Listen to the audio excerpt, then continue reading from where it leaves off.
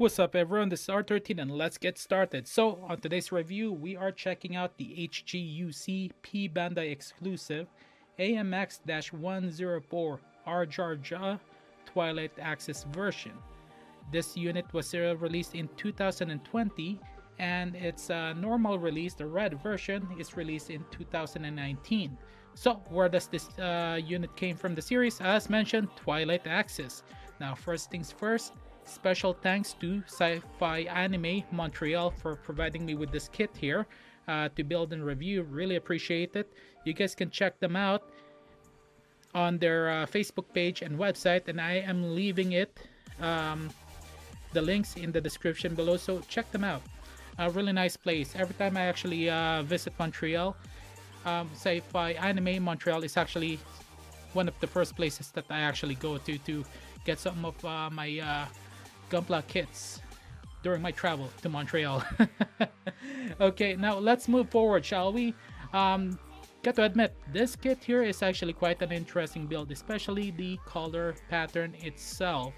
The usual red color pattern is from the normal release, and this one here comes with a pink, white, and purple color scheme. It ended up coming with extra parts as well, which is actually quite nice. And we do have a lot of extra parts here, and we're gonna start off with runner E1 and E2 here, as you guys can see. And then, oops, let's just move that aside. And then you got the runner C1 here. And then you get another runner C1. This one here. Now, and then the last one is runner B here. Now for runner B, there's actually a reason why you have this here. It looks like part of the back piece of the shoulder piece there, but I'll explain that shortly, so we're setting that aside. And then for the part that you will need, it's actually, oh come on, focus, there we go. It's a beam saber effect part here. And then you got the left hand here. Oh, wrong one. That's an extra part there. This is the left hand open palm here. Now you got other extra parts here that you won't need at all. Now, what's the reason why you have this many extra parts here? It's due to the fact that this is a P Bandai kit, and I realized that during build here, and as I mentioned during the unboxing, that's the reason why you got two runners here, because Bandai doesn't actually want to have what do you call that now, to actually inject another color in a perfectly good runner. So they actually made two versions, and you ended up with extra parts. Then on top of that, you got the stickers as well. Okay, so you get the sticker here that is actually the Twilight Axis version, and then you got the leftover polycaps. The sticker and the polycaps was in the other room, my build area here. So yeah, it's you got a lot of extra parts. You can actually build the beam rifle itself here, and all the only thing missing from this here is, where the hell, oh great, it's in the other room. Okay, next time triple check everything. So this is the beam rifle here, so you can definitely build another beam rifle, but the only difference is this cable here is not added. So you can definitely make your own, and then you will have another beam rifle to use. So there you go. It's actually not bad for a lot of extra parts. Okay, time for me to show you guys the usefulness of this runner here that you won't need at all. Okay, so it's actually very simple. All you have to do is remove the shield here. You can keep that there, and then there you go. Now I can understand why Bandai actually decided to create another piece and leave this piece here for articulation purposes, because now it won't move at all. But then you can actually replace this if you want, if you plan on just putting this on display. there you go. That is your option. Now let's move on to the weapons here before moving forward to the history of this unit. Now for the weapons, we're gonna start off with, oh come on, focus, there we go. The heat bayonet+beam rifle here. It's actually really nice design. This beam rifle, and as mentioned, heat bayonet, it's made for long and short range battle. So if you guys actually watch or play Mobile Suit Gundam Battle Operation 2 and lucky enough, this can cause some serious damage, and this beam rifle, you can charge it up as well. And for this kit here, there's actually some nubs and seam lines. Hopefully you guys can see that. There you go, there's a nub there. There's some seam lines underneath for articulation. And yeah, the handle doesn't move at all. Now the next part is the beam saber here. Now this piece here is specifically to keep it from for the beam saber hilt. Man, I need coffee. So you remove that piece there and you put the beam saber effect parts, and there you go, you got the badass close range weapon. So if you play Battle Operations 2, you will have a bad day. It causes a lot of damage apparently. And then the next piece for the weapon, now before moving forward, let's just put this back in its proper place. Okay, is the 3-tube missile pod that is actually located in the shoulder here. Yep, some more range weapon. And then last but not the least is the variable shield. The variable shield is actually located at the back there. And now we can actually move on to the special feature of this unit here. And so it's really not that hard to do, but my advice is remove that piece first to get it out of the way. And one of the reasons why it's actually somewhat loose is because of that purpose. Okay, there you go. Put that in place again. Okay, it's much easier if you just remove the variable shield than you do the rotation.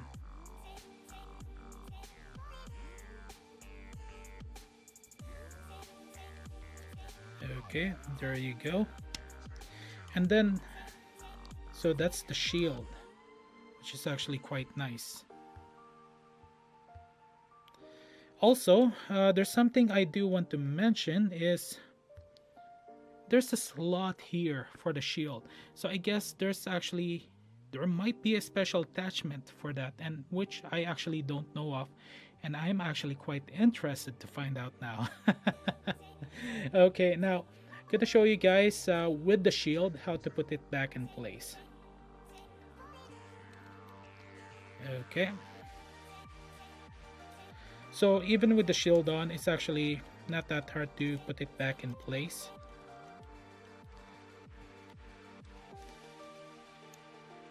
And got to admit, kinda liking the design. It kinda actually grows on you, the overall build of this unit here. But the color pattern here itself, the pink may take some time to get used to. This is the Twilight Access version. I do like the white and the purple color scheme in general. Okay, so as you guys can see, this is actually really nice.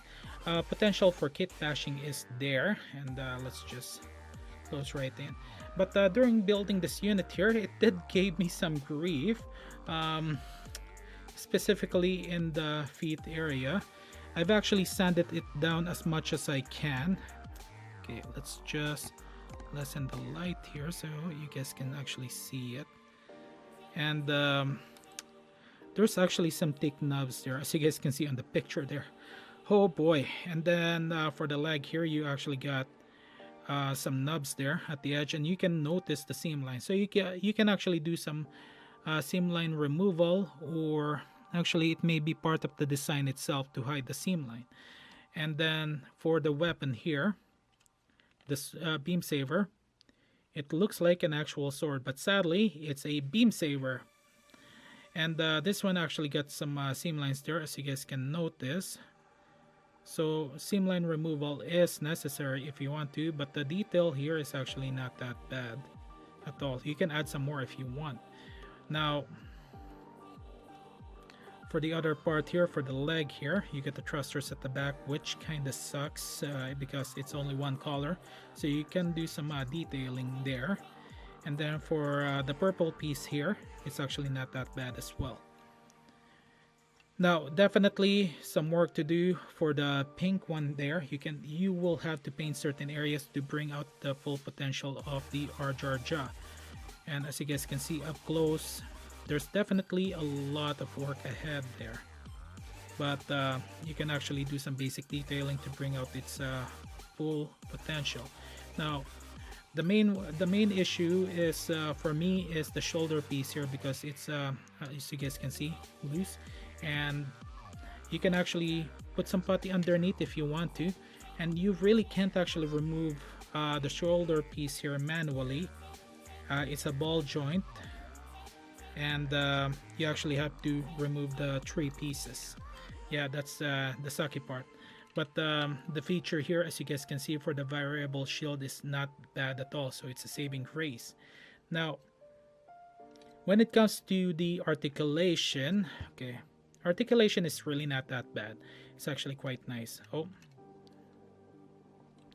now we're gonna start from top to bottom here, and you guys can still see the details, which is actually quite nice. And we're gonna start with the shoulder rather than actually top to bottom. Okay, for the shoulder piece here, you guys have already seen the articulation for the shield. Definitely some work needs to be done to bring out its full potential. And then you got your variable shield here that can be rotated. Downside is you can't actually push it all the way, so there will be a gap there. You got some details there as well, and potential for certain items to be added because of that slot there. Not bad at all. And then for the arm here, oops, it's a ball joint. Okay, and you get some more details there. I prefer gray, but I decided to actually stick with its original color scheme. And it's double jointed, which is actually nice. 360. And then for the rest of the shoulder, that's how far it can go. Now let's remove that piece there. Now for the headpiece, you get 360. Now the sticker, where is that sticker? See, the black piece that you guys are seeing right now for the headpiece there, like for the visor, that's sticker right over there. So I haven't even used the mono eye. Okay, and now we're literally just ripping this unit apart, because there's actually certain areas that you guys will actually like about this unit here. Now for the torso here, see that?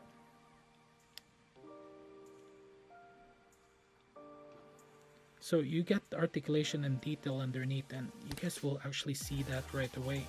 And then this piece here, another ball joint, so you get 2 ball joints here for articulation and polycap ball joint. Now for the whatchamacallit now for the waist here, now here's another feature here. Sadly there's no slot for the other side, but you can definitely do some customization if you want. But overall, still not that bad. Side skirt actually up and down, side to side a little bit. It's a polycap there, as you guys can see. And for the back skirt, and you get some thrusters underneath there for the details.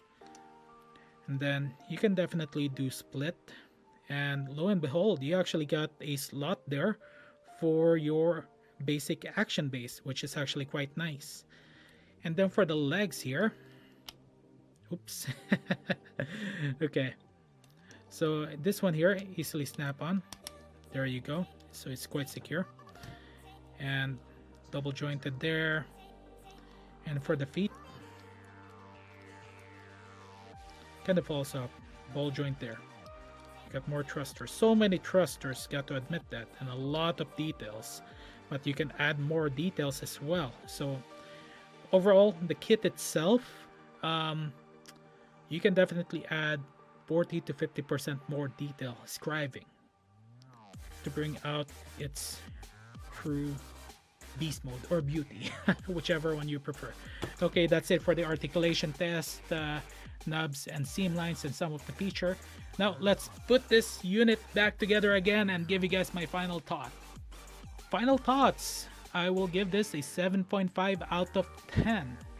The reason for that is number one, the nubs. Okay, the worst one that I actually had to deal with was on the feet area. Damn, that is annoying, and I actually had to shave it and sand it very carefully because I don't want to screw it up. And then in certain areas, but then it's actually well placed, so it's not that bad. The next one is the loose part, the shoulder piece. That one I have an issue with because it's actually loose. I can understand why as well. It's because it's a shield as well. Now the next one is actually the pink. Not really a huge fan of pink, and but I do like the color separation for the purple and white, but the pink can definitely change it into something more darker or maybe even more reddish. Okay, last but not the least is actually a good thing is the color does grow on you, and I really do like the design of this one here. Not a whole lot of stickers still. Kinda make me shy. I kinda shy away. For me, this is still a lot, but not a whole lot at the same time. The added weaponries, even though it's actually built for close range, they added range weapons and the shield itself, one of the features. Now, definitely advisable to get this unit here. And remember, depending on which country you're buying it from, the price definitely varies.